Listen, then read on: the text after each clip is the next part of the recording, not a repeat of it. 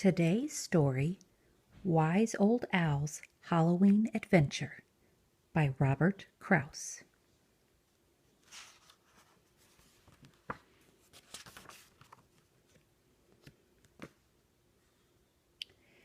It was Halloween in the magic forest.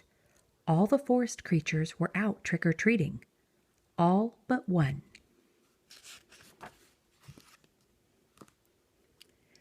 Wise Old Owl was bent over his typewriter working on a story. It was a mystery set in the deep, dark woods late one Halloween night. The beloved author had nearly finished his tale when he heard a rapping at his door. Rap, rap, rap. Wise Old Owl scurried downstairs and flung open the front door. Before his eyes stood Wendy Witch. "Trick or treat?" asked Wise Old Owl. "No, your pizza delivery," she said. "Why, I'd almost forgotten," hooted Wise Old Owl, who never, ever forgot a birdseed pizza. He sat down for a quick bite. Good, and raced back upstairs to finish his bone-chilling story. When he got to the top of the stairs, Wise Old Owl's eyes opened wide. "My typewriter is gone," he gasped. "How will I ever finish my story?"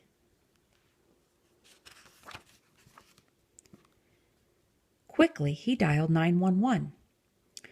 "Police Chief Pelican," answered a deep voice. "You lose it, we find it." "Wise Old Owl here," said Wise Old Owl. "I'm calling to report a lost typewriter." "Haven't seen a typewriter lately. In fact, I haven't seen one in years," said the chief. "I'm surprised you don't use a laptop, Wise Old Owl." "I guess I'm just an old-fashioned owl," sighed Wise Old Owl.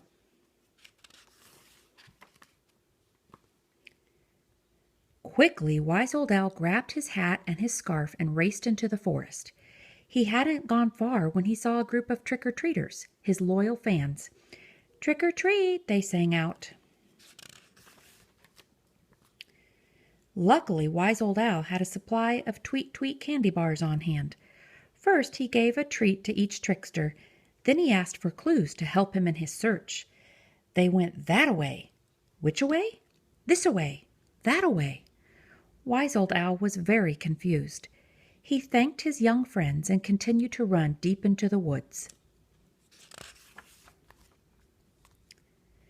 Suddenly, out of a tree dropped Slow Turtle.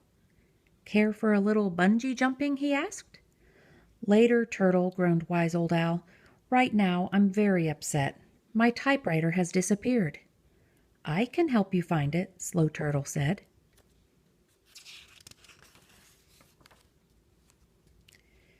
Using the skills he had learned in the woods, Slow Turtle put his ear to the ground. "The better to hear," he said. Then they both heard a tap, tap, tapping. "Someone is tapping on my typewriter," said Wise Old Owl. "I would know that sound anywhere." The two detectives followed the sound, tap, tap, tap, till at last they came to an old oak tree. "Come out, you culprit," hooted Wise Old Owl. "I hear you tapping on my typewriter."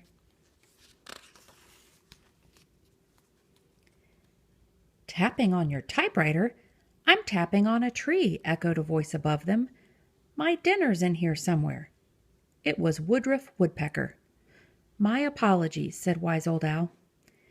Sad and weary, Wise Old Owl sat down beneath the tree. He wondered if he would ever see his typewriter again.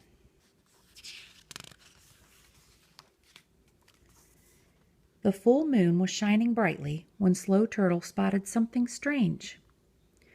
"Wise Old Owl," he said, "how can you be sitting here and be flying through the sky at the same time?" "I can't, Slow Turtle," said Wise Old Owl. "Then who is that?" asked Slow Turtle. Above them was a flying creature dressed up as Wise Old Owl, and it was carrying a typewriter.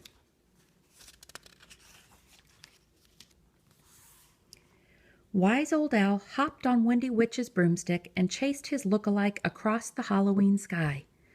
"Pull over," he hooted.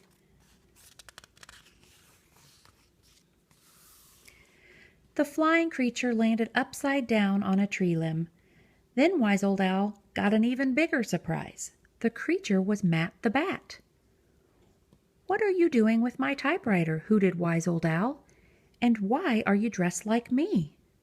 "Oh, beloved author," said Matt the Bat, "I was tired of being a bat on Halloween. Anyone can be a bat, but hardly anyone gets to be a beloved author." "But you took my typewriter," said Wise Old Owl. "I can't be an author without a typewriter," Matt replied. "The only thing an author needs is a good idea," said Wise Old Owl. "You're so wise," said Windy Witch. "You're both right," Matt squeaked. "I'll fly your typewriter home right now by Bat Express. I'm sorry I took it."